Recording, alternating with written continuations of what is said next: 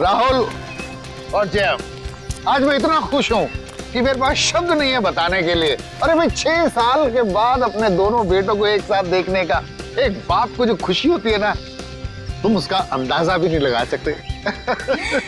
बाबूजी, राहुल, जय, जल्दी आइए, खाना तैयार है। आप लोग भी प्लीज आइए। आओ बेटा, जल्दी आओ, खाना तैयार है। हाँ भाई मेरे मिक्की माउस। क्या खाएंगे भैया? मिक्की बेटा आप क्यों? ये हलवा लीजिए ना, नीता ने खास आपके लिए ही तो बनाया है, लीजिए। अरे वाह। तो बेटा मिक्की, भूख लगी है ना? वाह क्या स्वादिष्ट हलवा है, मजा आ गया। बाबूजी, आज शिल्पा ने खाने में बहुत ज्यादा प्यार डाला है, इसीलिए खाना इतना टेस्टी लग रहा है सबको।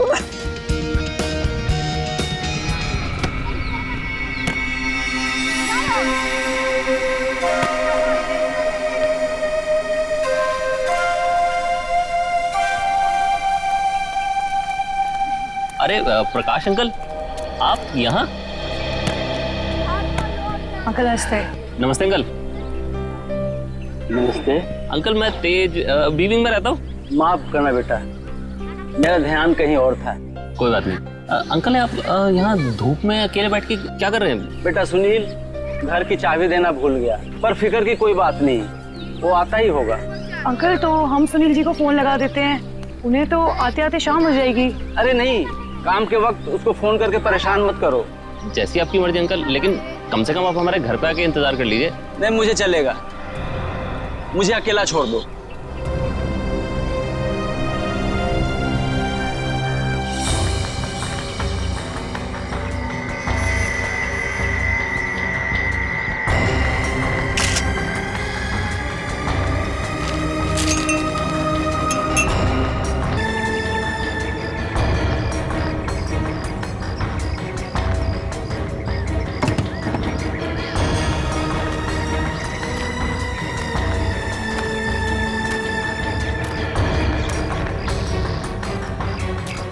एक बात बताइए जी, आप सब लोग यहाँ पर खाना खाने बैठे थे है ना, तभी ये हाथ खाने में गिरा?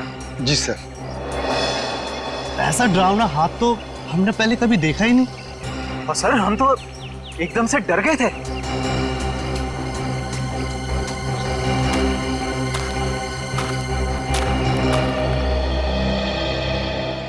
सर क्या ये हाथ देख के हम पता नहीं लगा सकते कि ये आदमी का हाथ है या किसी औरत का हाथ है?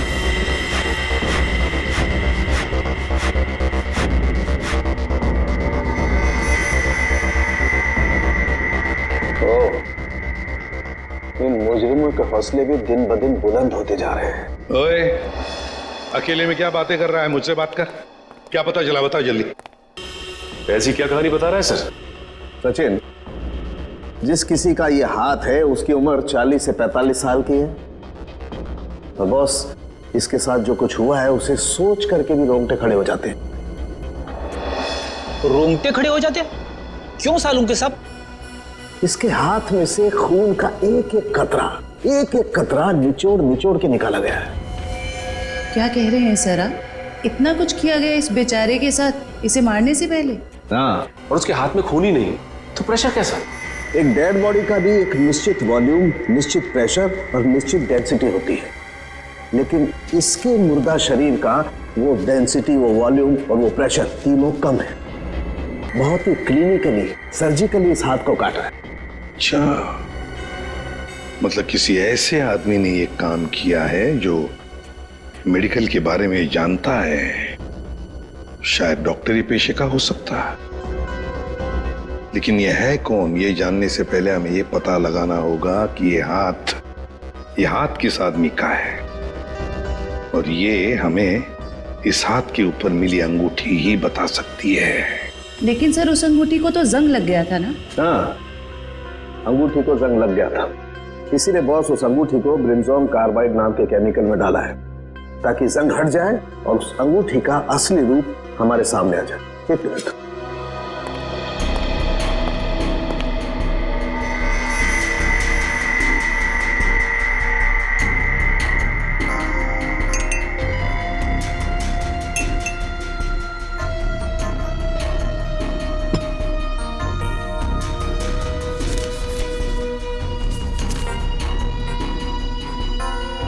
ये देखो बॉस, ये अंगूठी एकदम साफ।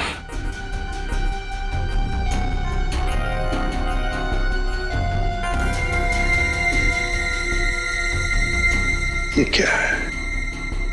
इस अंगूठी के अंदर 2 अल्फाबेट्स इनग्रेव किए हुए हैं, आर वी। सर, ये 2 अक्षर आर और वी, इनसे कैसे पता चलेगा उस आदमी के बारे में? यही तो हमारा काम है ना फ्रेडी, पता लगाना। सिर्फ इन 2 अक्षरों से, आर और वी। फ्रेडी, इससे भी छोटे सुराग से हमें पता चल सकता है मुजरिम कौन है। सर, हो सकता है ये आरवी मरने वाले के नाम का इनिशियल हो सकते हैं। और सचिन, ये भी हो सकता है कि वो इनिशियल्स आर वी पत्नी के भी हो। वो अंगूठी शायद शादी की अंगूठी हो। सर, एक और बात, वो अंगूठी प्लैटिनम में बनाई गई थी। सर, ऐसी अंगूठियां आसानी से बाजार में मिलती नहीं है, खास ऑर्डर देकर बनवाई जाती है। बिल्कुल सही। बस उस अंगूठी का फोटोग्राफ शहर में जितने भी जौहरी है उन सबको भेज दो। पता चल जाएगा किस जौहरी ने वो अंगूठी बनाई थी और किसके लिए। आर वी। Yes sir. सर, एक बात समझ में नहीं आ रही कि अगर ये खूनी आरवी को मारना ही चाहता था तो आसान मौत भी तो दे सकता था। ये काटने की क्या जरूरत? सचिन, मरने वाले की पहचान छुपाना चाहता था। वो पहचान छुपाना चाहता था। सर आपसे मिलने कुछ लोग आए हैं और वो कह रहे हैं कि अर्जेंट है। बुलाओ। आइए। नमस्ते सर। आइए, बताइए क्या बात है? सर, एक बहुत ही बड़ी मुसीबत आ गई है। बस आप ही हैं जो हमारी मदद कर सकते हैं। मुसीबत? कैसी मुसीबत? सर, हम लोग मोतीलाल नगर की रोज सोसाइटी से आए हैं। हमारे बिल्डिंग में एक बुजुर्ग रहते थे, प्रकाश जी। रहते थे मतलब? क्या आप नहीं रहते? सर, कल तक तो थे। सोसाइटी के पार्क में बैठे हुए देखा था हमने उन्हें। बोरिया बिस्तर बांध के बैठे थे। तो आप लोगों ने जाकर उनसे पूछा नहीं कि क्या बात है, क्या तकलीफ है, हैं? पता नहीं सर, हमने उनसे पूछा तो कुछ अजीब सा बड़बड़ाने लगे। सर, उनके बाहर बैठने की कुछ ना कुछ वजह जरूर है। क्या वजह हो सकती है? सर, उनका सौतेला बेटा सुनील बहुत ही ज्यादा बदतमीज और झगड़ालू किस्म का इंसान है वो। सर, हमें लगता है उसी ने ही सामान सहित अपने पिता को घर से बाहर निकाल दिया है। पता नहीं कहाँ होंगे वो। हो सकता है वो अपने ही घर वापस चले गए हों। घर में चेक किया आपने? हम लोग गए थे वहां पे, वो वहां नहीं थे। और हमने सुनील से पूछा तो उसने बोला कि उसे पता नहीं है। सर, उससे उनकी कोई परवाह नहीं है। सुनील? हेलो? हाँ? कहां पे? एक मिनट। आप क्या नाम बताया आपने? मालती? ठीक है, देखिए आप लोग चिंता मत कीजिए। आप सिर्फ उनकी फोटो भिजवाइए हमें, हम देखते हैं। सर, मालती नाम की हाउसवाइफ इंदिरा नगर से गायब है सर। इंदिरा नगर से मालती और मोतीलाल नगर से एक बुजुर्ग, दोनों के दोनों गायब है। इन दोनों के घर जाना पड़ेगा, पूछताछ करनी पड़ेगी।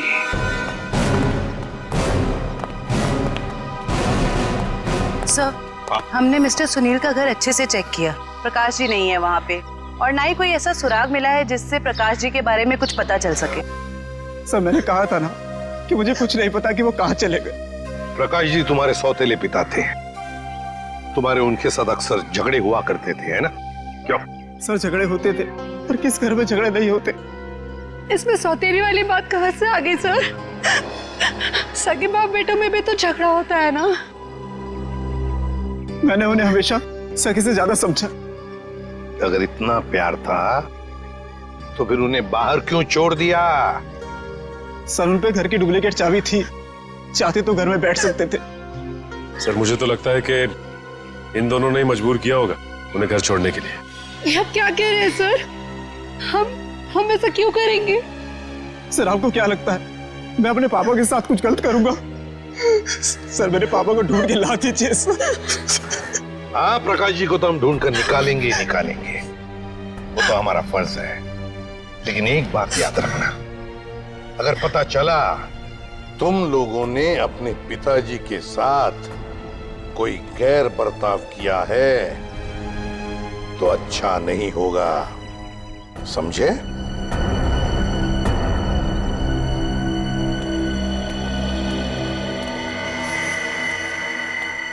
सर, ये वो लेटर है जो मालती छोड़ के गई थी। जरा बच्चों को अंदर लेके जाओ।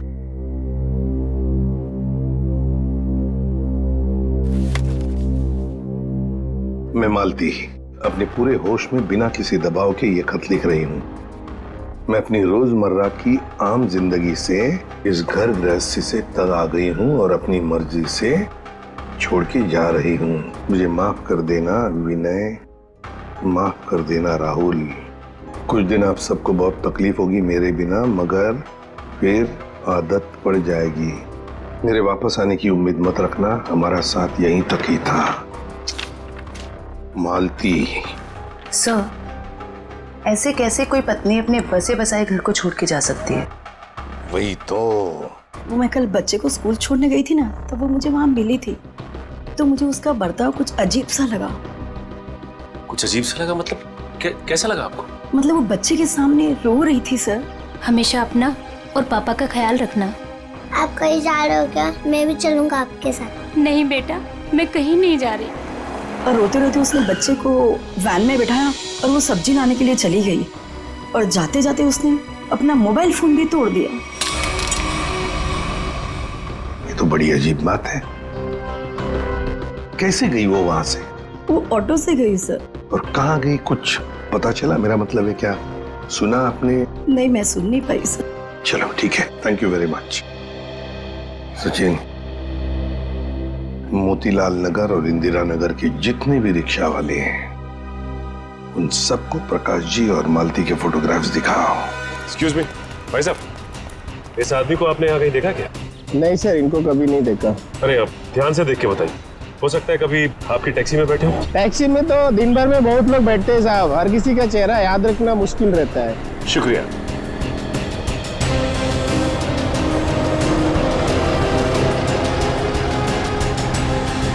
भाई साहब, आप देखिए इन्हें, कहीं देखा है आपने? इस बुजुर्ग आदमी को तो मैंने पिंजर की खाड़ी के पास छोड़ा था। पिंजर की खाड़ी?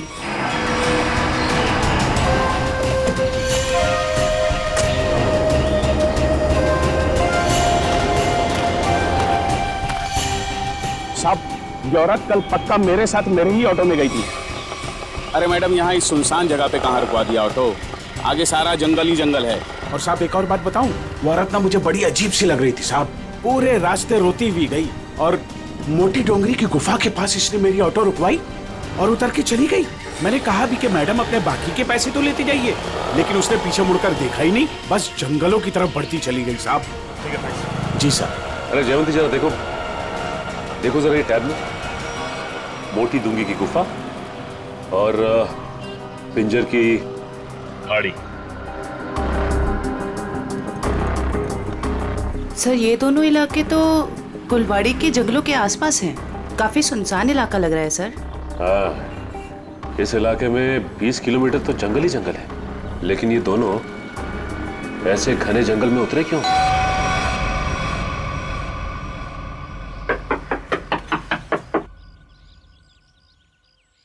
बड़ी अजीब बात है। रिंग पे आरवी गुदा है और नाम हितेन कुमार। हो सकता है इस घर के किसी और सदस्य के नाम के इनिशियल्स हों ये, क्योंकि उस जौहरी को पूरा यकीन था कि इस रिंग का ऑर्डर इसी घर में से किसी ने दिया है। जी कहिए। नमस्ते, हम सीआईडी से हैं। सीआईडी? अंदर आइए।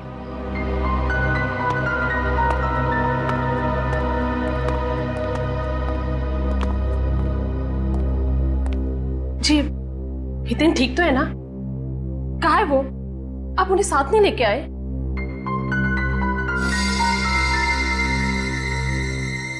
क्या आप इस अंगूठी को पहचानती हैं?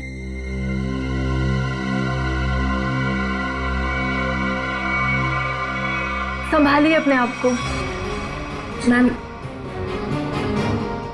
ये लीजिए। Thank you. क्या आप बता सकती हैं कि इस अंगूठी पर जो आरवी इनिशियल्स बने हुए हैं इनका क्या मतलब है? अपने माता पिता के नाम पे गुंदवाया था इन्होंने। ससुर जी का नाम राकेश था और सासू माँ का नाम विनीता। मुझे लग रहा था कि जरूर कुछ ना कुछ बुरा हो रहा है। हितेन कभी मुझे बिना बताए घर से गायब नहीं हुए। क्या आप मुझे उन्हें मिलवा सकते हैं प्लीज? मैम दरअसल हमें उनका कटा हुआ हाथ। बस कुछ मत बताइए, मैं और कुछ सुन नहीं सकती। मैं जानती थी हितेन जिस राह पे चल रहा है उसका अंत अच्छा नहीं होगा। हमें भी पता चल चुका है कि वो किसी गलत काम में शामिल थे, इसलिए आपने उनके गायब होने की रिपोर्ट नहीं दर्ज कराई। क्या आप प्लीज हमें पूरी बात साफ साफ बताएंगी? दरअसल इन्होंने अपने कंपनी से 10 करोड़ का घोटाला किया था। 10 करोड़ का घोटाला? इन्होंने वो पैसे कहीं और काम पर लगाए। पैसे तो डूब गए, लेकिन जब कंपनी ने उनके पास पैसे की डिमांड की तो उनके पास पैसे देने के लिए एक फूटी कौड़ी भी नहीं थी। फिर क्या, कंपनी ने इनके ऊपर केस कर दिया। हमारा घर नीलाम होने के कगार पर आ गया। मुझे लगा शायद इसलिए 3 दिन पहले घर से गायब हो चुके हैं। और इसलिए आपने उनके गायब होने की रिपोर्ट दर्ज नहीं कराई?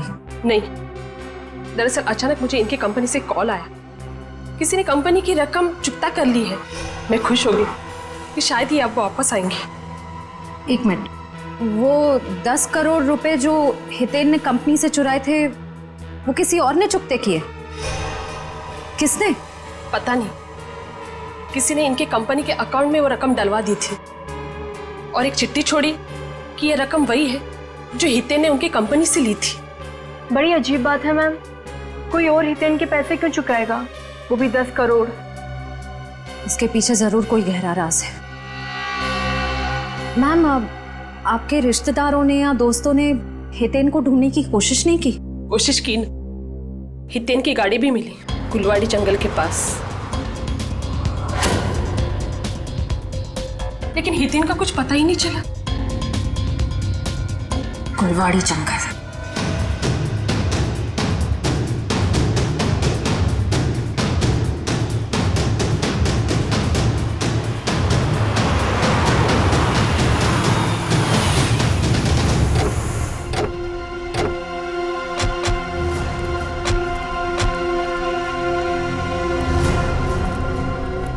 सर, ये जंगल तो काफी डरावना है।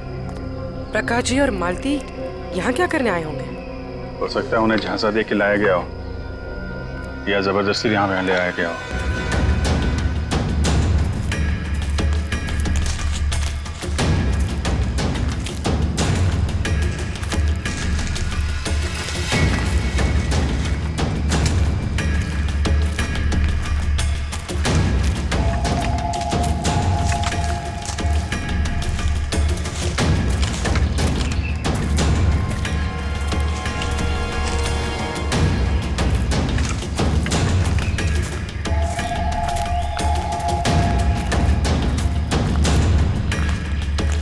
एक मिनट अभिजीत, वो देखो।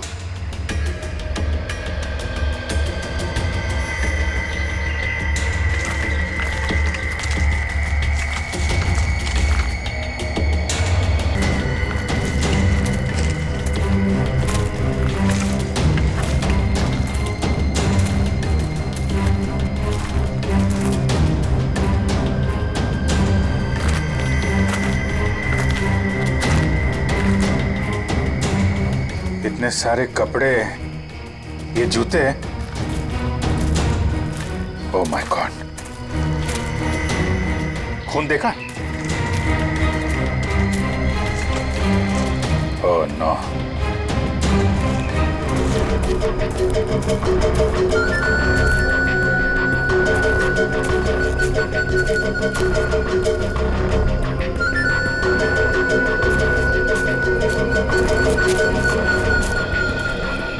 क्या हुआ?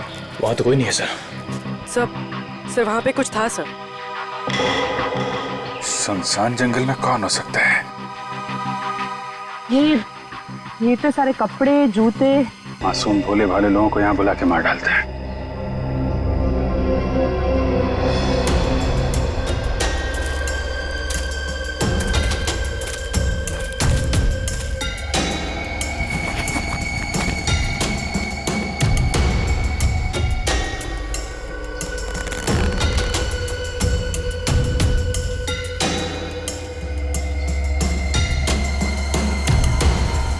प्रकाश जी का बैग है ये अपने बीवी बच्चों की फोटो लेके यहाँ पे क्यों आए थे?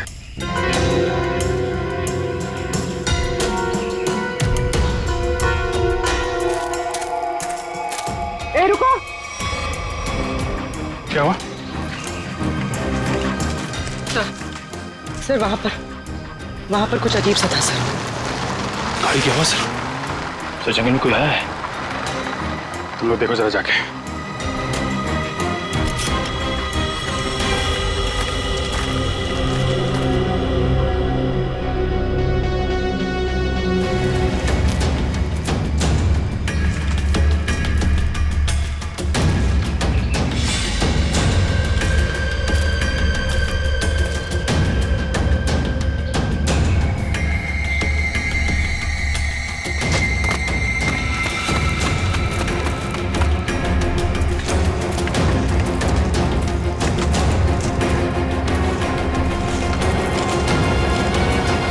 हितेन का कटा हुआ हाथ और उसकी गाड़ी मिलती है गुलवाड़ी जंगल के आसपास।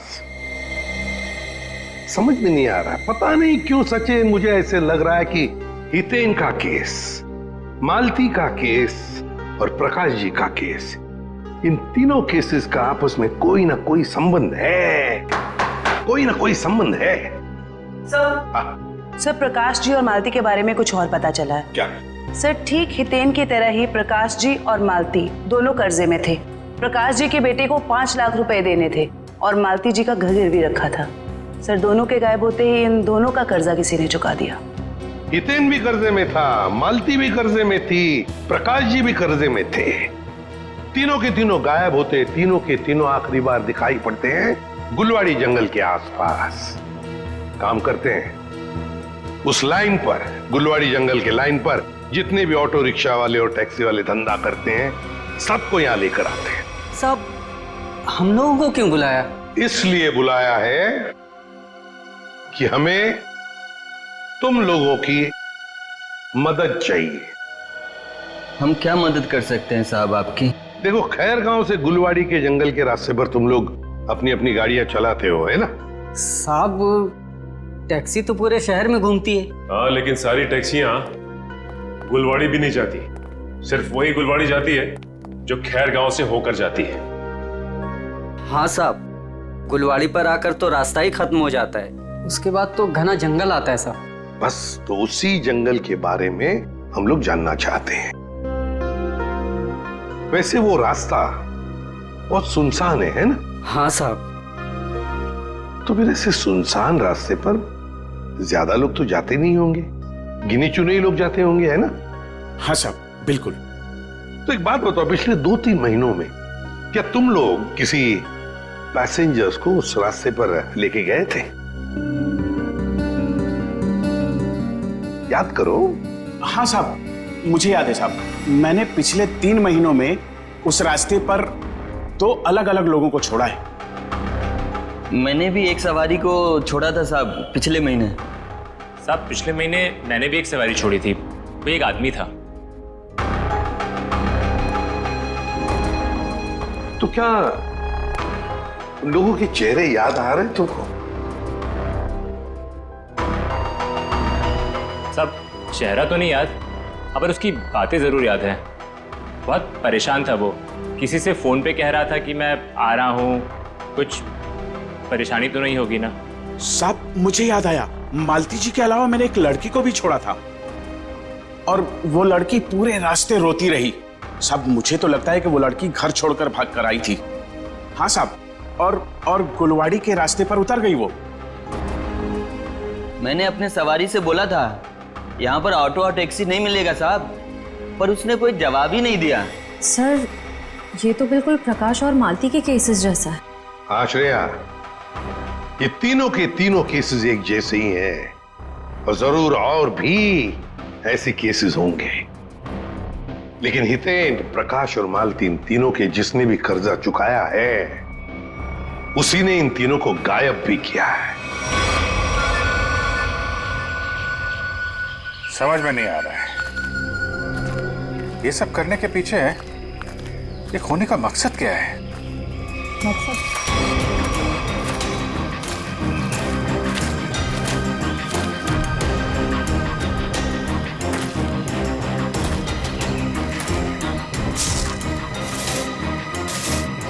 ये देखा? जंगल में पाइप कैसे आ गई? लेकिन नक्शा में तो कोई पाइप वगैरह नहीं थी। वही तो, कहीं ये पाइप भी उन अपराधियों ने तो नहीं लगाई है। काटो जरा। निखिल, गाड़ी की आवाज उसी वक्त आई जब हम जंगल में थे। ये कोई संयोग नहीं है। मतलब मुजरिम को भनक लग गई थी हमारे जंगल में आने की। भले ही भनक लग गई हो, लेकिन हमारे हाथों से बचेंगे नहीं हमको।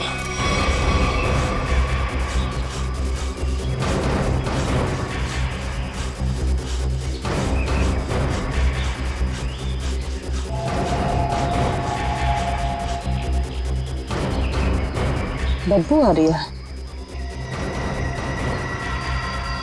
खून? पाइप में खून है। लोगों को मार के, उनकी लाशों को काट के इस पाइप में से खून भेजा जा रहा है। इसे एक आदमी का काम नहीं है, ये पूरा का पूरा गिरोह है। ये पाइप हमें उन तक पहुंचाएगा। सर, मैंने मिसिंग पर्संस ब्यूरो से पता लगा। सर, जंगल के पास जो जो लोग गायब हुए थे वो सब कर्जे में डूबे हुए थे। जो जो लोग उस गुलवाड़ी जंगल में गायब हुए सब कर्जे में डूबे हुए हैं। मतलब मेरा शक सही था। ये कोई संयोग नहीं, सोच समझ के बनाया हुआ प्लान है ये, कर्जे में डूबे लोगों को निशाना बनाने का। सर, लगता है ये कोई सीरियल किलर है जो कर्जे में डूबे लोगों को ही अपना शिकार बना रहा है। सर सचिन, हो तो हम पता लगा ही लेंगे। ये प्रकाश, हितेन और मालती, इन तीनों के फोन रिकॉर्ड चेक किए? Yes sir. क्या पता चला? सर, इन तीनों के फोन रिकॉर्ड्स में 3 नंबर ऐसे हैं जो कॉमन हैं। किस किस के फोन नंबर्स है वो? सर, 2 नंबर तो बंद आ रहे हैं और तीसरा नंबर किसका है इसका पता नहीं चला है। लेकिन सर, इस तीसरे नंबर से किसी जया को फोन किया गया है परसों। तीसरे नंबर से जया को फोन किया गया है? तो फिर लगता है जया की जान को खतरा है। जया की जान को खतरा है। श्रेया, इस जया को फोन करो, पूछो उससे क्या वो किसी कर्जे में डूबी है क्या।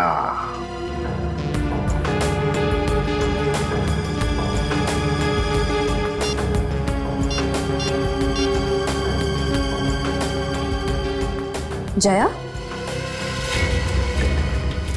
निखिल, ये देखो, टायर के निशान। टायर के निशान? अगर टायर के निशान यहाँ है तो गाड़ी भी कहीं आसपास होनी चाहिए।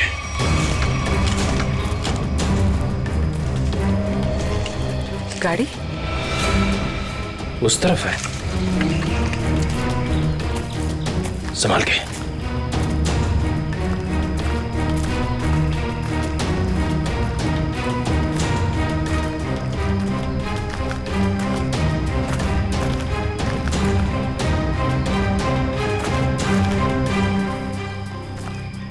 यहाँ तो आसपास कोई नहीं है। इंजन अभी भी गर्म है।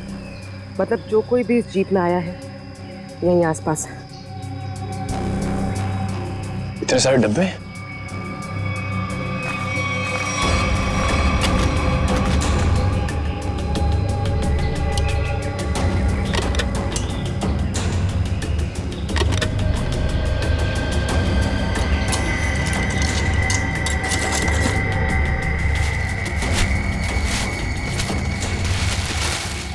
ये तो अस्पताल का सामान है। यहाँ इस जंगल के बीच क्या कर रहा है? वही तो।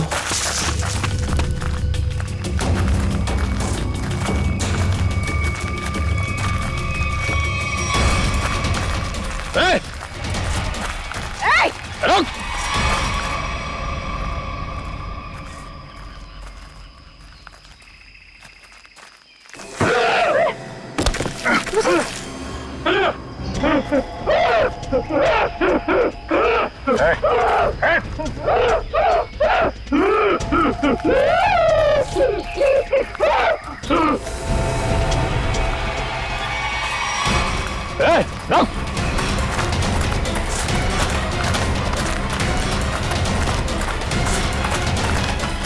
देखो क्या क्या है, क्या बात है?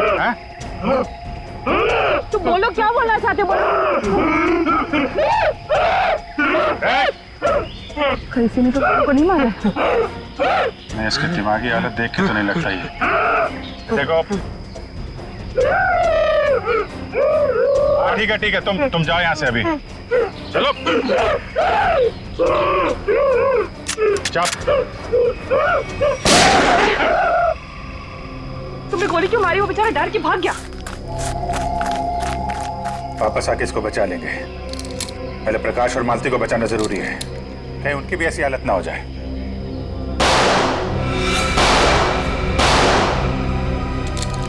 गोली की आवाज? कहीं निखिला पूरी मुसीबत में तो नहीं? लेकिन उन्हें ढूंढेंगे कैसे अभी? जिधर से गोली की आवाज आई है उधर। देखो प्लीज, जब तक मुझे पैसे नहीं मिलेंगे तुम फोन पे ही रहना।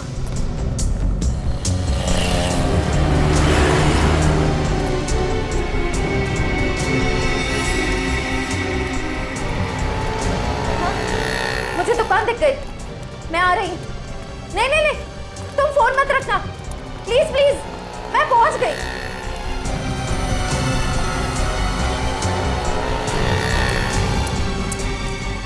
भाई साहब वो मिट्टी का तेल दो ना।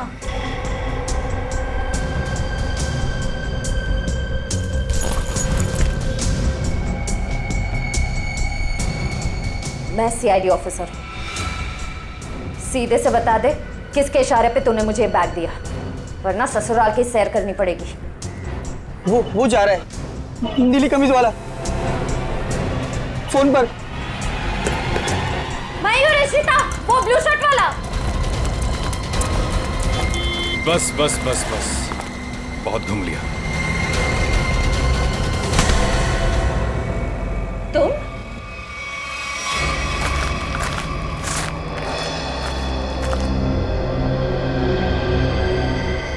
घसीटने का निशान।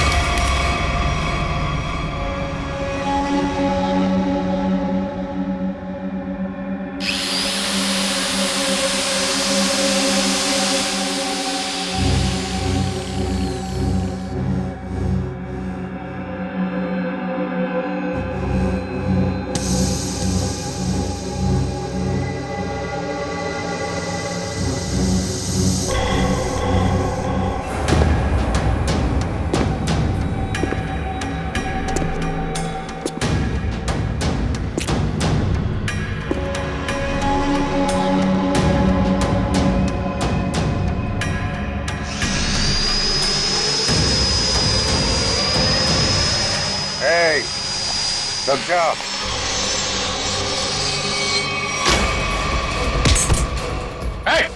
रुक जाओ, नहीं तो इसकी खोपड़ी उड़ा दूंगा।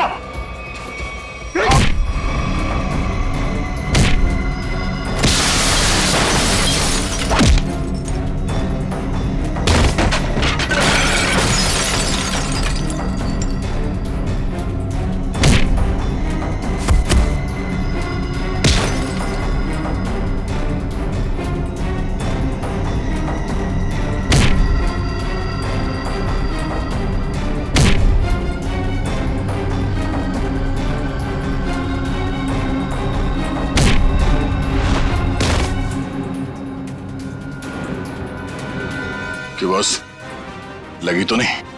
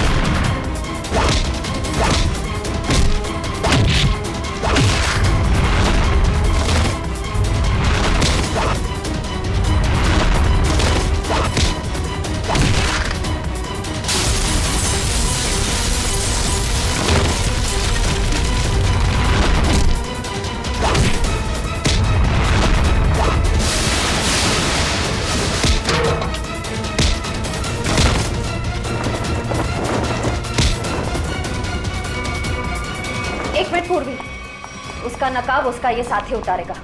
उतार उसका मास्क। सर, ये वो लेटर है जो मालती छोड़ के गई थी।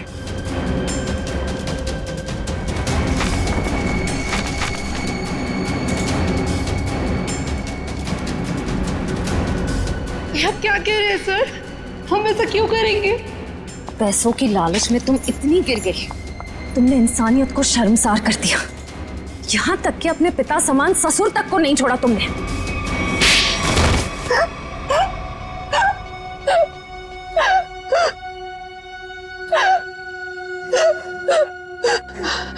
मैंने जो कुछ भी किया लोगों की मर्जी से किया और उन्हें उनके बलिदान का दाम भी दिया। गलत। लोगों की मजबूरी का नाजायज फायदा उठाया तुम लोगों ने। उनके शरीर के अंगों का काला कारोबार कर रहे थे तुम लोग। क्यों? क्योंकि आपकी सरकार ने मेरा डॉक्टर का लाइसेंस कैंसिल कर दिया था। कमाल है, तुम्हारा लाइसेंस रद्द कर दिया तो तुमने लोगों को मारना शुरू कर दिया।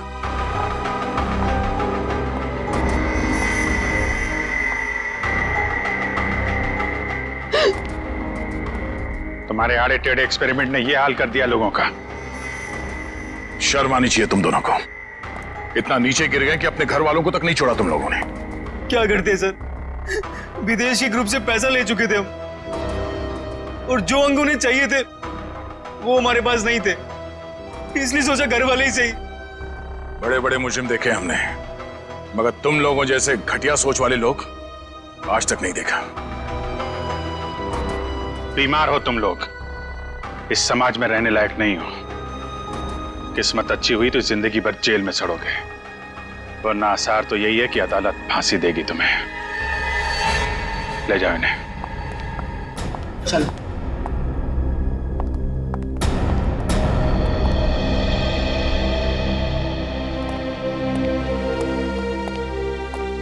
इनका किसी अच्छे अस्पताल में इलाज करवाते हैं।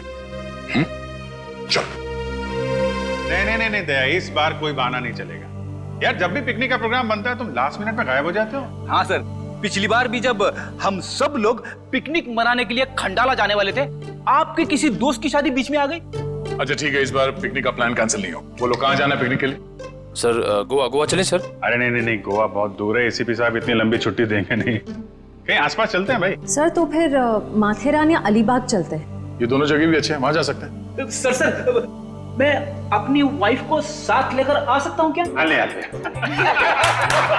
अरे कोई तो होना चाहिए तेरे डाइट को कंट्रोल करने के लिए।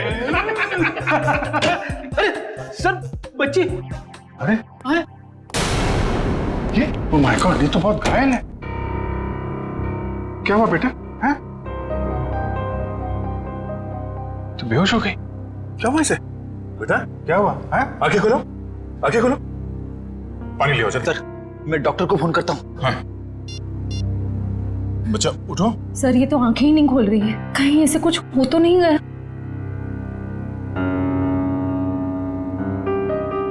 उठ जाओ बेटा। ये नब्ज ठीक चल रही है। बेटा उठ जाओ, उठ जाओ बेटा। उठो बेटा। तुम बेटा, आपके कपड़ों में ये खून कहाँ से आया? क्या हुआ आपको? सर मैं देखती हूँ। मैं आपके हाथ चेक करती हूँ। ओके बेटा, गुड गर्ल।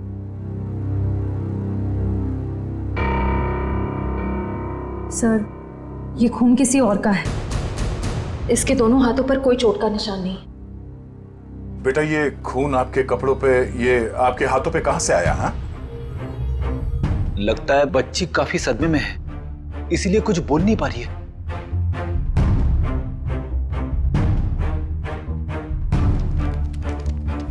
इसकी जेब में चिट्ठी।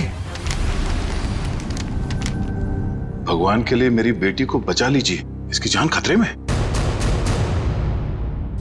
ये मासूम बच्चे की जिंदगी कौन लेना चाहता है? एक काम करते हैं, आपको हम इन सब से इंट्रोड्यूस करते हैं, आपके नए दोस्तों से। ये अभिजीत अंकल है। और बेटा मैं हूं तुम्हारा फ्रेडी अंकल। मालूम है जब मुझे छुट्टी मिलती है ना, तो मैं आप जैसे नन्हे मुन्ने दोस्तों के साथ बहुत क्रिकेट खेलता हूँ। पर सर मुझे लगता है इस प्यारी सी बच्ची को क्रिकेट नहीं पसंद। ये अपनी श्रेया दीदी के साथ गुड़िया गुड़िया खेलेगी। खेलोगे ना? इससे लगता है इसे आप लोगों के साथ दोस्ती करने में दिलचस्पी नहीं है, यानी कल्याणी मेरे साथ दोस्ती करेगी, है ना?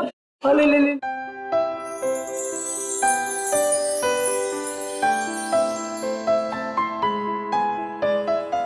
अब हमारा नया दोस्त हमें अपना नाम नहीं बताएगा? ईशी। ईशी, वाह, तो बहुत प्यारा नाम है। आपका नाम? बेटा मेरा नाम दया है। बेटा ये बताइए कि आप यहाँ कैसे पहुंचे? पापा ने छोड़ा। पापा? आपके पापा को चोट लगी हुई है क्या? उनको बहुत खून बह रहा है। बेटा आपकी मम्मी वो कहाँ है? ऊपर आसमान में तारा बन के है। आपका घर कहाँ है बेटा? पापा और मैं होटल में रहते हैं। अच्छा, आपका ये होटल कहाँ है जहाँ पे आप और आपके पापा रहते हैं? बहुत बड़ी एक होटल है, उसमें 3 स्विमिंग पूल्स हैं। ओहो, लगता है आपको स्विमिंग पूल बहुत पसंद है। अरे वाह, लेटर देख के लगता है इनके पापा को शायद घर में खतरा था, इसलिए होटल में रुके हुए थे। पर अगर इसके पापा यहाँ तक आए थे तो अंदर क्यों नहीं आए? हाँ सर, और होटल में चेक इन करने से पहले उन्होंने हमारी मदद क्यों नहीं मांगी? अब ये तो उनसे मिलने के बाद ही पता चलेगा। बस यही उम्मीद करते हैं कि वो ठीक हो और वक्त रहते उनका इलाज हो जाए। आसपास जितने भी हॉस्पिटल और क्लिनिक है सब जगह चेक करते हैं, और यहाँ शहर में जितने होटल्स हैं, बड़े बड़े होटल जिसमें 3 या 3 से ज्यादा स्विमिंग पूल्स हैं, वहाँ पे ईशी की फोटोग्राफ्स भेज देते हैं। ठीक है। ईशी बेटा, आपके पापा का नाम क्या है? मैं उनको नाम से नहीं बुलाती। अच्छा, पापा को पापा कह के बुलाती हो? अच्छा, पापा को दूसरे लोग क्या कह के बुलाते हैं? उनके दोस्त क्या कहते हैं? मयंक। मयंक। और मेरे ईशी बेटी का पूरा नाम क्या है? ईशी कुमार। मतलब मयंक कुमार। मगर हम मयंक को देख भी लेंगे तो उसे पहचानेंगे कैसे? लगता है हमें ईशी को अपने साथ ले जाना होगा। सुनिए मैम, हम लोग सीआईडी से हैं। क्या आज मयंक कुमार नाम का कोई पेशेंट यहाँ पे भर्ती हुआ? हाँ, अभी कुछ घंटों पहले ही आईसीयू में भर्ती हुए हैं। क्या हुआ क्या उन्हें? 1 मिनट। डॉक्टर। यस डॉक्टर अनुज, ये आईसीयू वार्ड के पेशेंट मिस्टर मयंक कुमार के बारे में कुछ जानना चाहते हैं। हेलो डॉक्टर साहब, मैं इंस्पेक्टर दया सीआईडी से।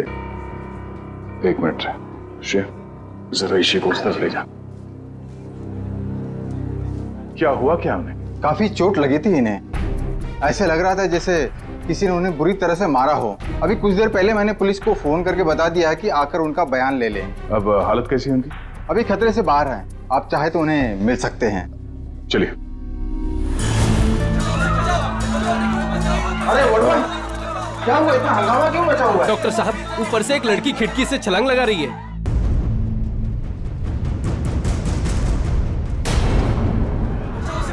तुम ईशी के साथ क्यों बैठना?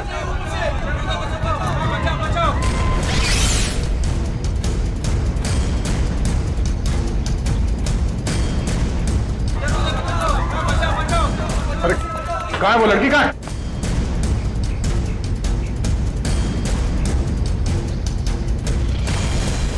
अरे कहाँ है वो लड़की? आईसीयू वाले कमरे पे। रुक जाओ।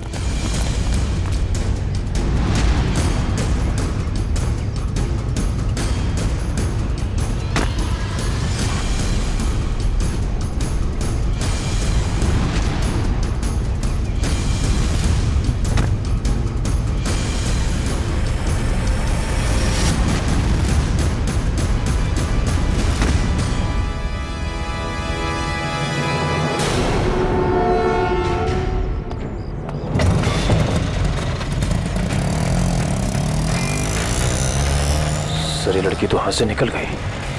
पर ये यहाँ करने क्या आई थी?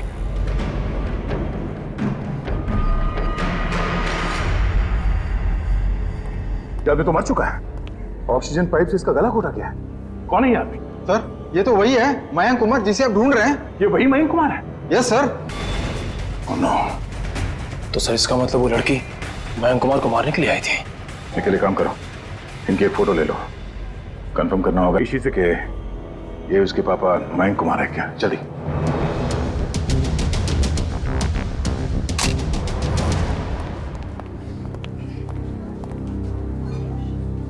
दया अंकल, आप उदास क्यों लग रहे हो?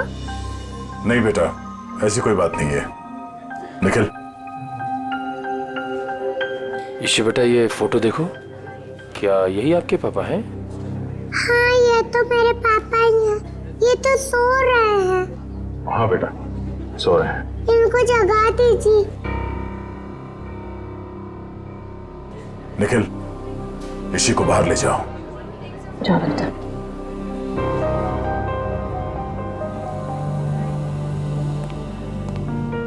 क्या हुआ सर? एक लड़की ईशी के पिता का खून करके भाग गई। क्या सर, वो आईसीयू के अंदर कैसे घुसी? इस वक्त विजिटर्स के आने का समय होता है, तो कोई भी आसानी से अंदर आ सकता है। मगर रिसेप्शन में एंट्री तो होती होगी ना आने जाने वालों की। एंट्री होती है, उसके बिना कोई भी अंदर नहीं आ सकता। ठीक है, ये रिसेप्शन एरिया में जो सीसीटीवी कैमरा लगा है उसका फुटेज दिखाओ।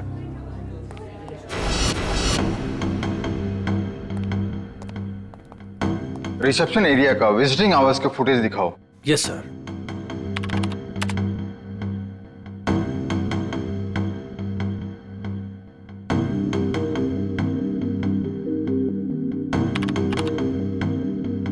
एक मिनट पॉज करो। यही है वो। श्रेया, जरा ईशी को ले आना। सर।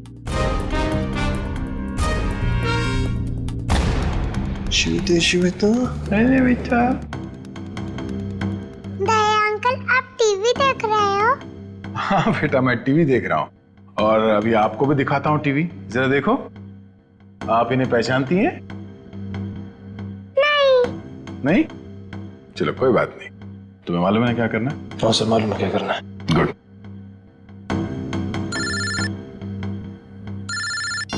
हाँ पंकज। ओके ओके, ठीक है, थैंक यू। क्या हुआ? सर, ईशी और उसके पापा मयंक कंफर्ट पैलेस नाम की होटल में ठहरे थे और सर उस होटल से निकलने से पहले मयंक को एक फोन कॉल आया। पंकज उस फोन कॉल के बारे में पता कर रहा है।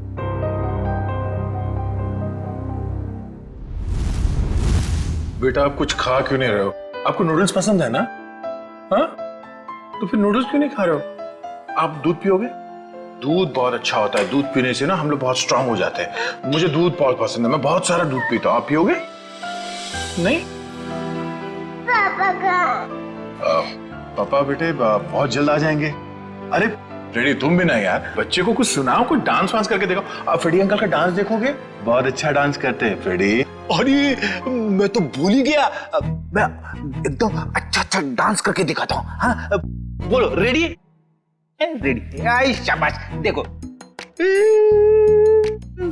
डांस देखते देखते नूडल्स भी खा लो। Very good. अच्छा लगा आपको फ्रेडी सर का डांस? ये लो। मन नहीं है। क्यों बेटा, मन क्यों नहीं है? मन नहीं है। आपको ठीक नहीं लगा? नहीं? आपको तो बुखार है। क्या हुआ? ईशी को बुखार है? हाँ, बुखार है इसको। मैं अभी डॉक्टर को फोन करता हूँ। हेलो डॉक्टर प्रकाश, आप थोड़ी देर के लिए ब्यूरो आ सकते हैं क्या? नहीं, एक्चुअली हमारी एक छोटी सी प्यारी सी गुड़िया है, उसको थोड़ा फीवर आ गया है। अरे तो बहुत अच्छा है। ठीक है, वेट करता हूँ। Please please, thank you. तो यहीं आसपास ही घूम रहे हैं, 5 मिनट में आ जाएंगे। नहीं लगवाओ। ठीक है बेटा, घबराओ मत। दवाई भी नहीं पीऊंगी। अरे रोते नहीं बेटा, रोते नहीं। देखो बेटा, दवाई तो खानी पड़ेगी। अब दवाई खाओगी तो फट से अच्छी हो जाओगी। हैं? सर। हाँ सर, मैंने मयंक कुमार के बारे में पता किया। वो पूना में रहते थे, बिजनेसमैन थे। ओह, पूना से आया था? खूनी पूना से मुंबई तक उसका पीछा करते आ गया। इस खूनी से बचते बचते मुंबई आया ताकि बेटी को बचा सके। लेकिन जब तक वो खूनी लड़की खुला घूम रही है ना, ईशी की जान को खतरा है। अगर उसने ईशी की तरफ नजर उठा के भी देखा ना, जान से मार दूंगा मैं उसे। अरे doctor Prakash, Abhijit ji, how are you? I am good, thank you very much आपके आने के लिए। अच्छा, ये हमारी नई मरीज। देखिए जरा। क्या हुआ बेटा आपको? बुखार है इसे। देखिए तो आपका हाथ देखो तो, एक मिनट बेटा, क्या हुआ आपको?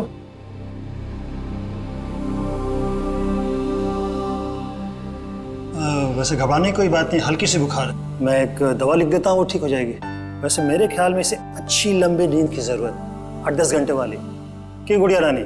मेरा नाम गुड़िया रानी नहीं है, मेरा नाम ईशी है। अच्छा ईशी रानी, अब तो खुश बेटा। डॉक्टर साहब, आप मुझे वो दवाई का नाम बता दीजिए, मैं लेके आ जाता हूँ। जरूर जरूर। और अपनी फीस भी बता दीजिएगा प्लीज। क्यों शर्मिंदा करते हो यार, कभी फुर्सत है मुझे डिनर में बुलवा लेना। अच्छा ठीक है, आइए, थैंक यू। देखा, नो इंजेक्शन नो दवाई।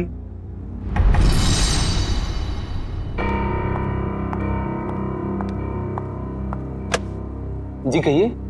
जी मुझे ये चेक कैश करवाना है।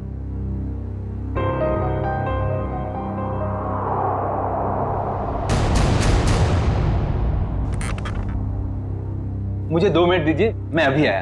ओके। आप बैठिए ना प्लीज। श्योर। आप कुछ लेंगे? जी नहीं, मुझे थोड़ी जल्दी। बस आप मुझे 2 मिनट दीजिए, मैं अभी आया। प्लीज थोड़ा जल्दी।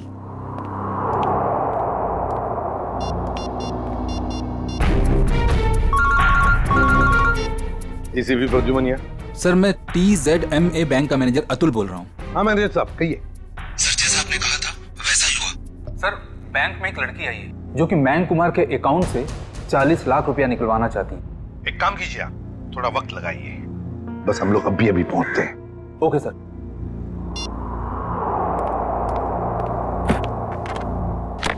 लीजिए मैडम, पूरे 40 लाख।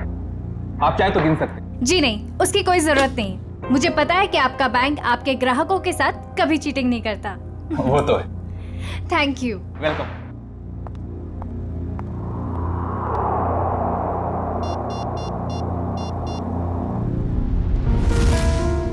हाँ जी। हेलो एसीपी साहब, वो लड़की अभी बैंक से बाहर गई। उसने नीले कलर का ड्रेस पहना हुआ है और उसके हाथ में ग्रे कलर का ब्रीफकेस। ठीक है, थैंक यू। सुनो सब लोग, नीला ड्रेस पहना है लड़की ने और उसके हाथ में एक बैग है।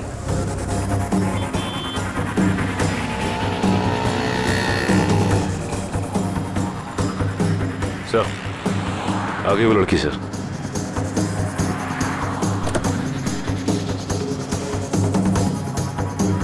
मगर ये वो लड़की नहीं जिसने मयंक का खून किया है। सर इसे गिरफ्तार कर लूं क्या? नहीं जयवंती, इसे गिरफ्तार नहीं करते, इसका पीछा करते हैं।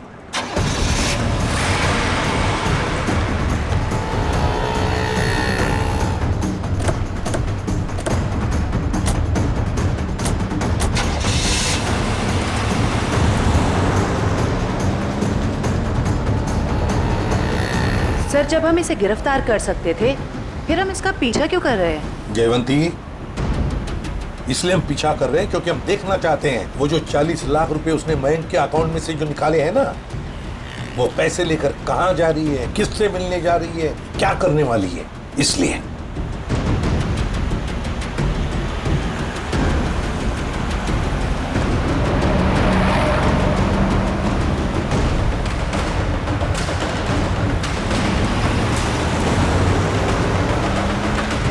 सर इसने गाड़ी तो जगत नगर की तरफ मोड़ ली, पर वो इलाका तो बिल्कुल सुनसान है।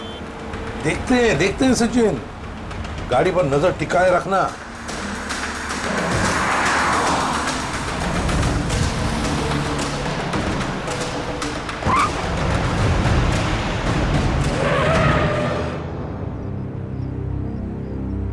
ये यहाँ क्यों रुक गई है? गाड़ी का पेट्रोल खत्म हो गया होगा। ये जरूर अपने साथी का इंतजार कर रही है। हाँ सर, उसी साथी का इस लड़की ने मयंक को मारा। शायद।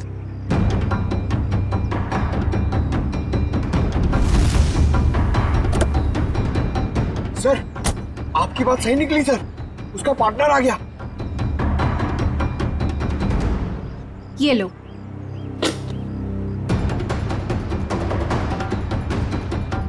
इन दोनों में तो आपस में तू मैं हो रही।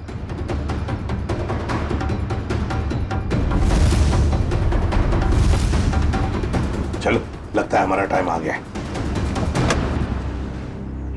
मैंने इतना सब कुछ किया, ये लेकर आए। मुझे क्या फर्क पड़ता है? क्यों? मुझे कोई फर्क नहीं पड़ता, समझी तुम? इतना कोई बड़ा एहसान काम नहीं किया किया। मैंने। पैसे देता हूँ मैं, पैसे देता हूँ। दिमाग खराब हो क्या गया हाल है तुम्हारा? आप लोगों के? इस शहर को क्या हो गया? अजनबी लोग हालचाल पूछने लगे। अरे भूल गए हमको? हमारा आपका तो पुराना रिश्ता है। सीआईडी वालों को भूल गए? सीआईडी? हाँ, सीआईडी से मयंक को मरवाने के बाद उसका पैसा लेकर रफू चक्कर होने का इरादा था। क्यों? क्या मयंक की मौत हो गई? और ये क्या कह रहे हैं आप? मैं क्यों मयंक को मरवाऊंगी? मैं तो उससे प्यार करती थी। कह दीजिए कि ये झूठ है।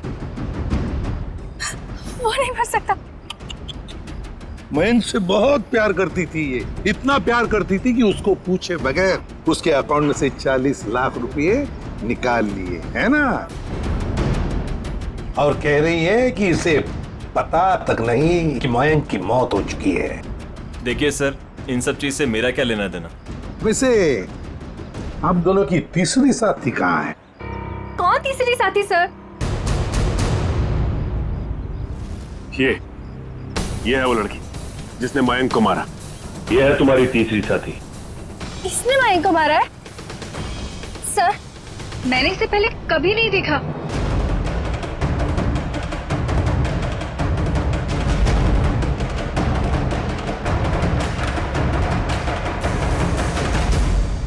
कभी नहीं मिली हो?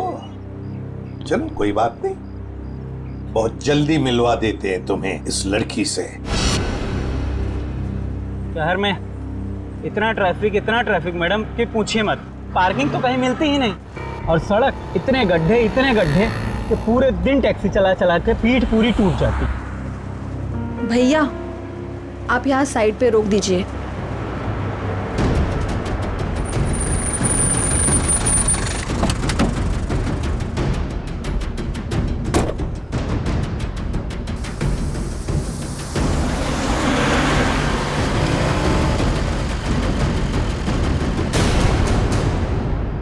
अरे, ये तो वही लड़की है। सीआईडी ढूंढ रही इसे? कुछ तो गड़बड़ है।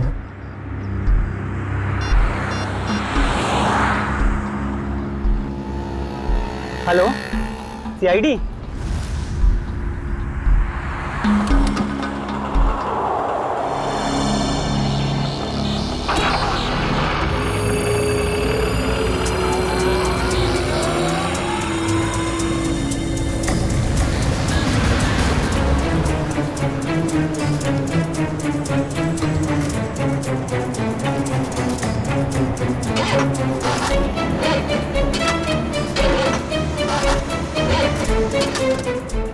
दो मिनट प्लस वायर मेरा लगता है खराब हो गया, मैं देख के आता हूँ।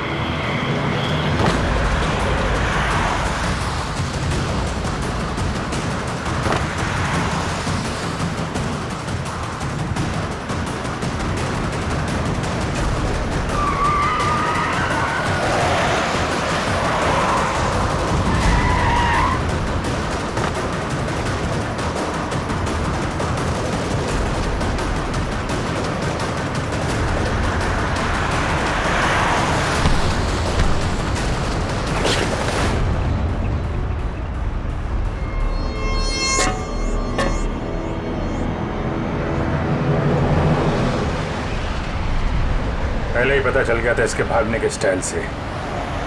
ये लड़की नहीं, लड़का है।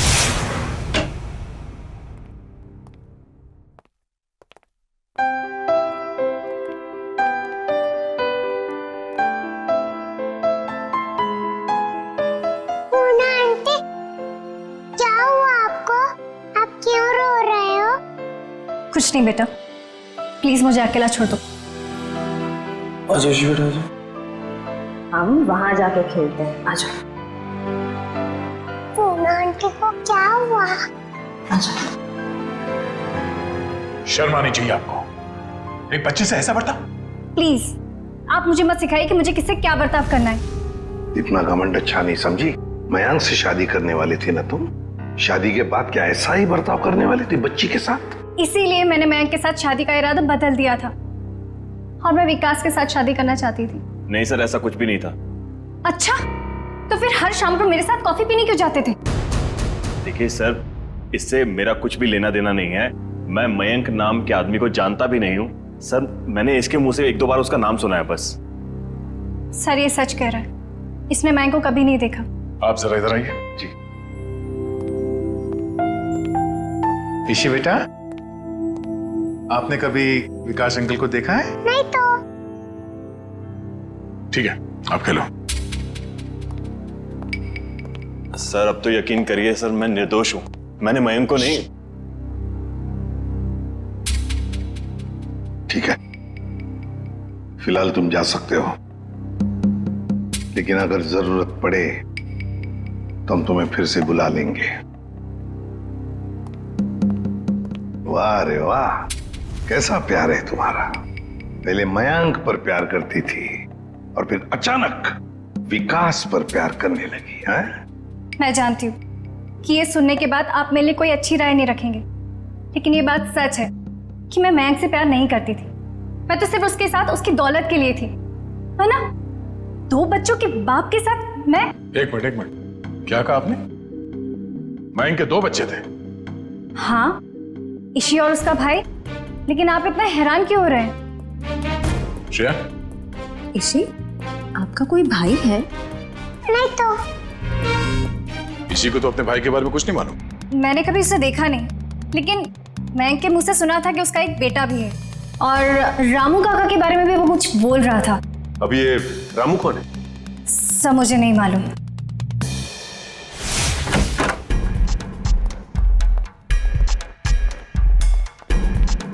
सचिन, जयवंती, देखो जरा घर में अच्छी तरह से देखो, एक कोना छान मारो। Yes sir.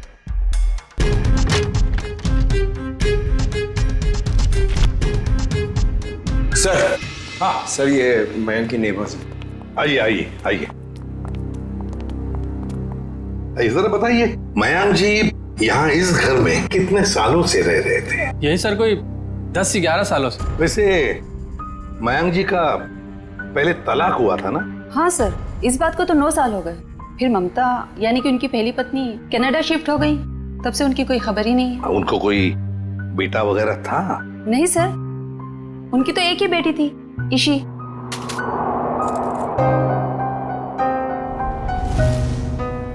मनु।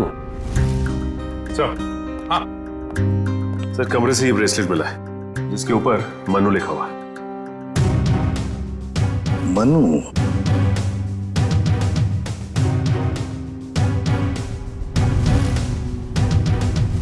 क्या आप किसी मनु को जानते हैं? नहीं सर, इस नाम का तो उनका कोई भी रिश्तेदार नहीं था। खैर, मयंक का एक वफादार नौकर था रामू, क्या उसके बारे में कुछ जानते हो? नहीं सर, इस नाम का कोई उनका नौकर भी नहीं था।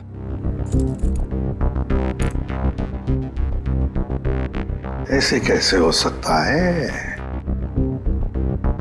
मयंक जिस घर में यहां रहने से पहले रहता था, शायद ये रामू वहीं पर था। सर, मयंक के पुराने पड़ोसी बता रहे थे कि रामू काका अंबावाड़ी के इसी चौल में रहते थे। देखते हैं सचिन, इस रामू काका के बारे में कुछ न कुछ तो पता चल ही जाएगा।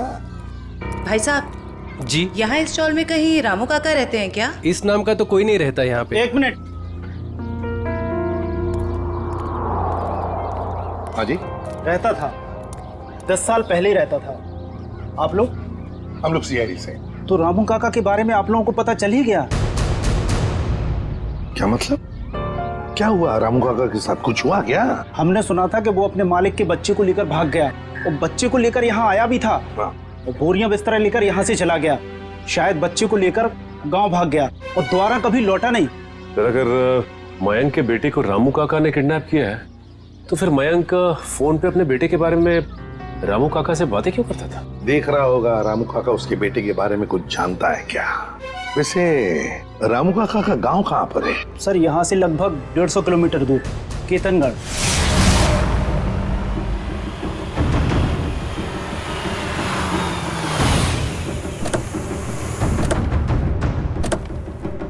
सर एक बात समझ में नहीं आ रही, मयंक ने मनु के गायब या अगवा होने की कोई रिपोर्ट क्यों नहीं लिखवाई? वही तो, कुछ ना कुछ तो चक्कर जरूर है।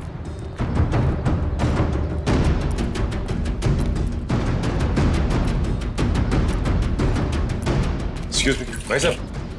जी सर। अरे भाई साहब ये रामू काका कहाँ रहते हैं, कुछ मालूम है आपको? सर वो रहे रामू काका। अच्छा थैंक यू।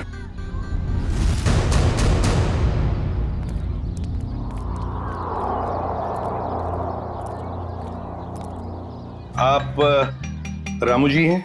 हाँ, आप मुझे जानते हैं? हमें तो ये भी पता है कि कई साल पहले आपने एक जुर्म किया था।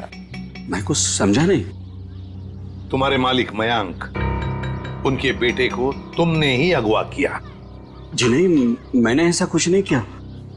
देखिए हम लोग सीआईडी से, इसलिए झूठ बोल के आप बचने वाले नहीं। सीआईडी? मैं सच कह रहा हूँ साहब, मैंने मयंक साहब के बेटे को अगवा नहीं किया, बल्कि उन्होंने खुद उसे मुझे सौंप दिया था। कोई बाप अपने बेटे को आपको क्यों देगा परवरिश करने के लिए? उनके पास पैसों की कुछ कमी थी क्या? नहीं साहब, बल्कि वो खुद मुझे पैसा दिया करते थे ताकि रोहन बाबा की देखभाल में कोई कमी ना पड़े। रोहन? ये रोहन कौन है? प्यार से हम लोग मनु कहते थे, असली नाम रोहन है। ये मयंक ने रोहन को तुम्हें क्यों सौंपा? साहब उनकी जिंदगी को किसी से खतरा था और वो ये नहीं चाहते थे कि उनके बेटे को भी मौत के साये में पलना पड़े। किससे खतरा था उनकी जिंदगी को? ये तो मुझे पता नहीं। चलो जरा बुला, रोहन को बुला। साहब वो यहाँ नहीं रहता, वो तो मुंबई में रहता है। क्या मुंबई में रहता है? एक छोटे बच्चे को तुमने अकेले छोड़ दिया? छोटा बच्चा? वो तो हट्टा कट्टा जवान है सर, वो अपनी देखभाल कर सकता है। 25 साल का है वो। क्या? वो 24-25 साल का है? वो साहब की पहली बीवी का बेटा है ना रोहन। उसका फोटो है तुम्हारे पास? हाँ साहब, अभी मैं देता हूँ। लाओ।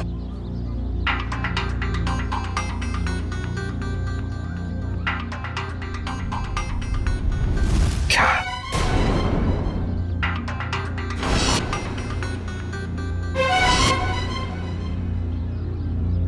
ये रोहन है? आप जानते हैं इसे?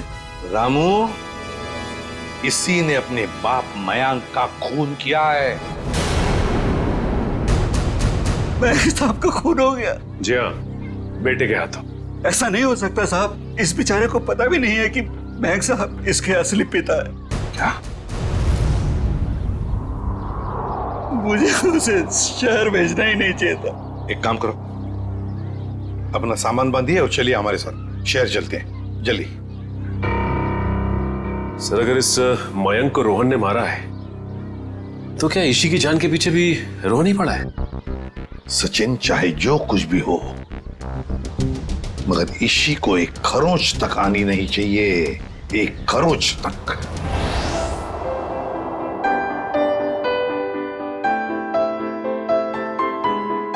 दया अंकल आप बहुत बुरे हो। अरे वो क्यों भाई, हम क्यों बुरे हैं? क्योंकि आपने उस दिन मेरे से प्रॉमिस करा था कि आप आइसक्रीम दिलाओगे। ओह अरे हाँ, बट दया अंकल फिर से आपको वादा करते हैं कि आपको आज हम फिर आइसक्रीम खिलाएंगे। कब? अभी, पर उससे पहले आपको मेरे एक सवाल का जवाब देना होगा। Good good. ईश बेटा,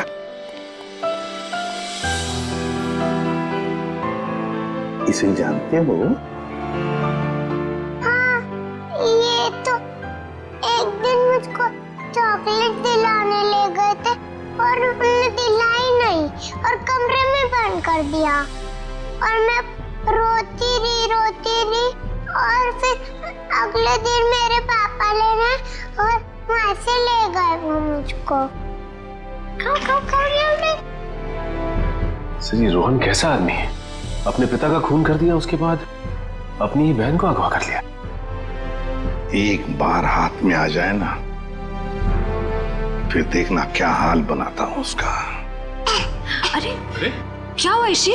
सर गले में चिप अटक गया होगा। ये पानी पियो। आप ठीक हो? डॉक्टर अंकल को बुलाओ। ओहो दया अंकल, आप इतने परेशान क्यों हो रहे हो? हल्की सी तो खांसी हुई है। हाँ ये तो है।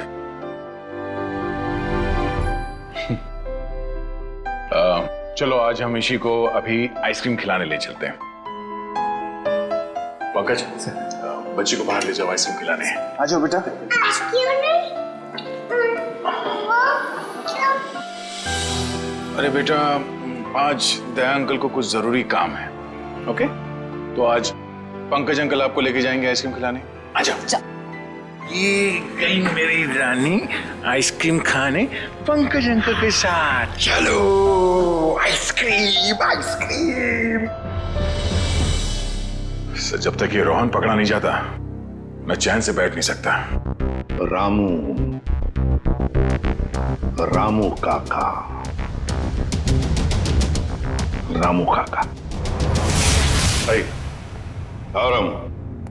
साहब, मुझे यहाँ क्यों बुलाया गया?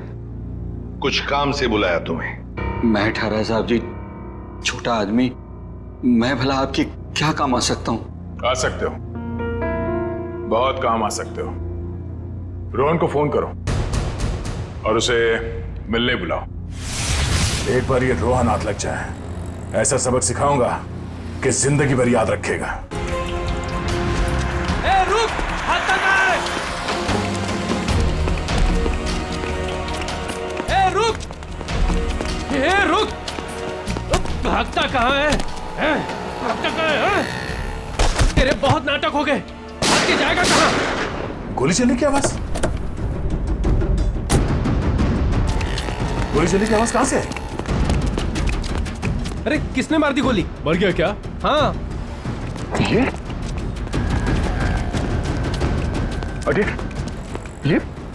किसने मारी गोली से? पता नहीं सर। फोटो से रोहन? ये तो मेरा बेटा है। रोहन क्या हो गया इसको? हमें आपसे हड्डी वालों को मदद नहीं करनी चाहिए। देखिए, घबराइए नहीं, कुछ नहीं होगा इसे। गाड़ी लेके आओ जल्दी। उठाओ से।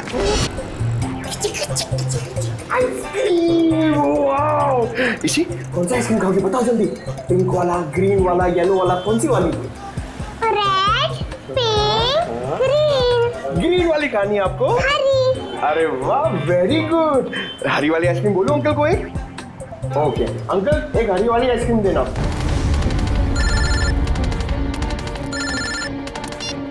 निखिल, अच्छा रोहन अब खतरे से बाहर है? ठीक है, जैसे उसे होश आ जाए मुझे इन्फॉर्म कर देना, ठीक है? ओके।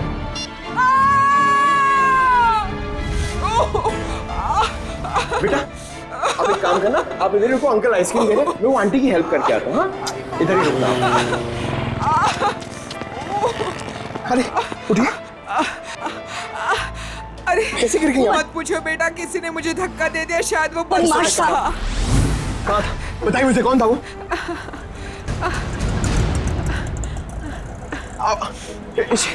इसी अरे वो बच्ची को लेके आया था मैं, वो बच्ची कहाँ पे गई? पता नहीं सर, बच्ची कहाँ गई? ये लीजिए आपका 2 आइसक्रीम। अरे तेल लगाने गई आपकी आइसक्रीम। इसी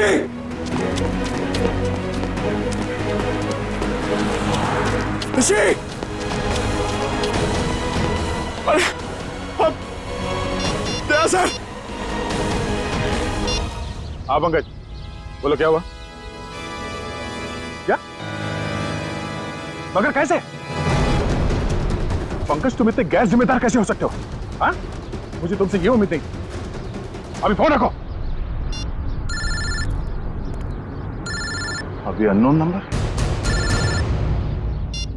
हेलो। हाय हेलो में वक्त बर्बाद मत करो। कौन? ईशी की जान को खतरा है, उसकी सांसें रुक भी सकती है।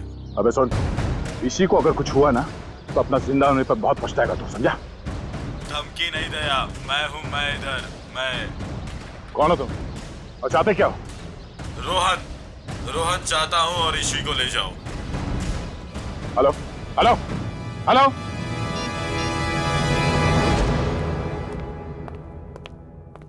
बेटा ज्यादा इंतजार तो नहीं करना पड़ा? नहीं पिताश्री, आप कभी इंतजार कराते ही नहीं। तुम इतना बड़ा धोखा? लोहे को लोहा काटता है और धोखेबाज को धोखा।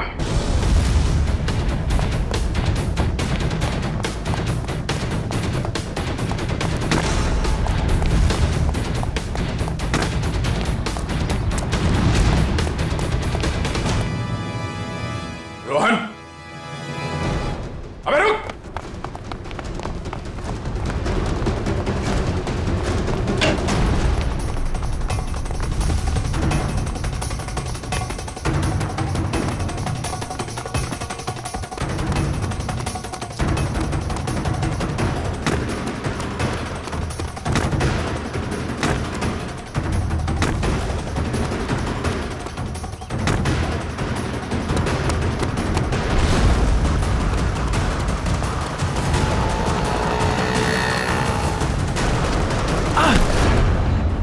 जाने दो मुझे, जाने दो मुझे।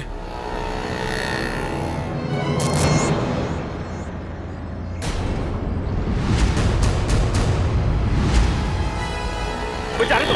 ऐसे कैसे जाने दें? पहले बता ईशी कहाँ है?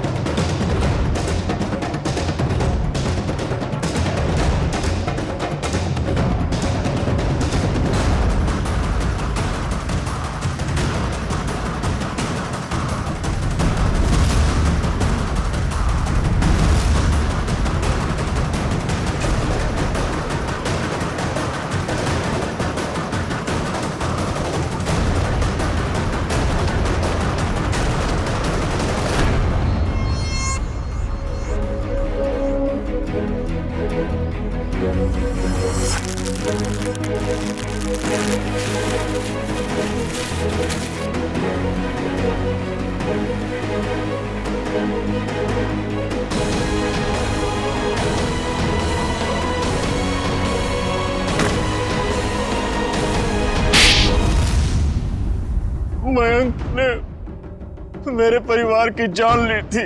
मैं उससे बदला लेना चाहता था। मैंने रामू काका को पैसे दिए कि वो मयंक के बेटे रोहन के दिल में मयंक के लिए नफरत बोए, और मेरा सपना उस दिन साकार हो गया जिस दिन मयंक के बेटे रोहन ने मयंक की खुद ब खुद जान ले ली। कमाल है, एक बेटे के हाथों पिता को ही मरवा दिया तुम।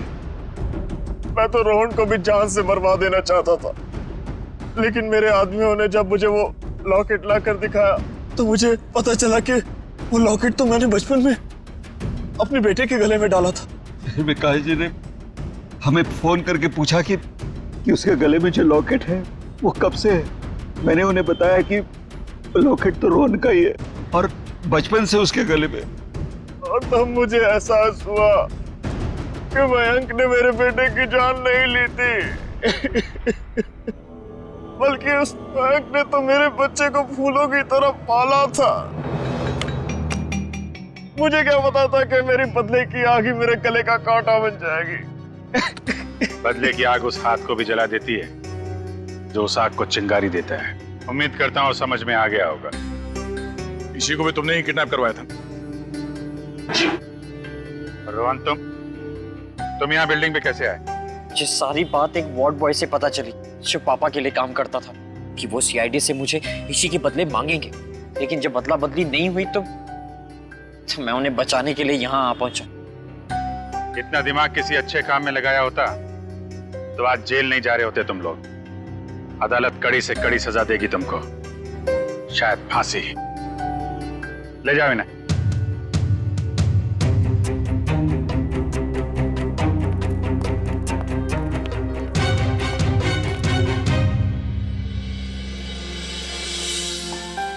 अरे इसी बेटा, दया अंकल मेरे पापा कब आएंगे?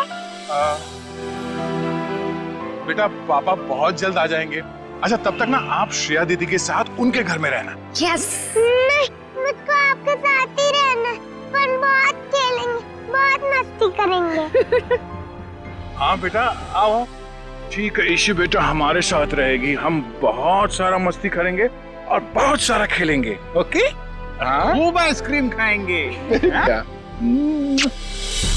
इस तरह के और भी एपिसोड देखने के लिए हमारे चैनल को सब्सक्राइब करें और बेल आइकन दबाना ना भूलें।